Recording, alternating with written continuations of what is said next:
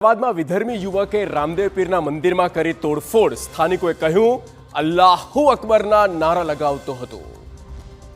અમદાવાદના બાપુનગર વિસ્તારમાં સોનેરિયા બ્લોક નજીક વહેલી સવારે રામદેવ પીર મંદિરનું તાળું તોડી રજાક આલમ નામના શખ્સે તોડફોડ કરી હતી. મંદિરમાં રહેલી રામદેવ પીરની મૂર્તિ ખંડિત કરી ઉખાડીને ફેંકી દીધી, સાથે જ હનુમાનજીની મૂર્તિને પણ ખંડિત કરી હતી.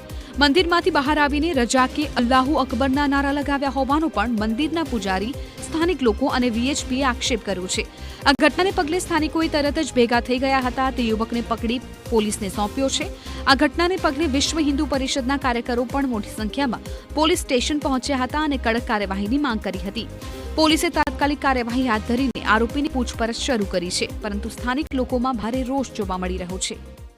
દિયાબત્તી કરવા છોકરા કે મંદિરે ગયો હતો, ત્યાં ભાઈ દારૂ પીધેલી હાલતમાં પડ્યા હતા અને મેં એને ઉઠાડ્યો.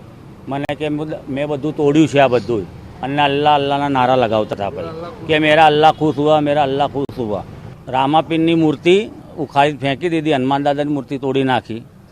તોડફોડ કરનારો યુવક માનસિક રીતે બીમાર હોવાની પ્રાથમિક માહિતી સામે આવી, પરંતુ પૂજારીએ આ વાતને મીડિયા સમક્ષ નકારી હતી. સાહેબ, એ માનસિક સ્થિતિ એનું ખરાબ હોય તો આ બધું યાદ ના હોય એમને.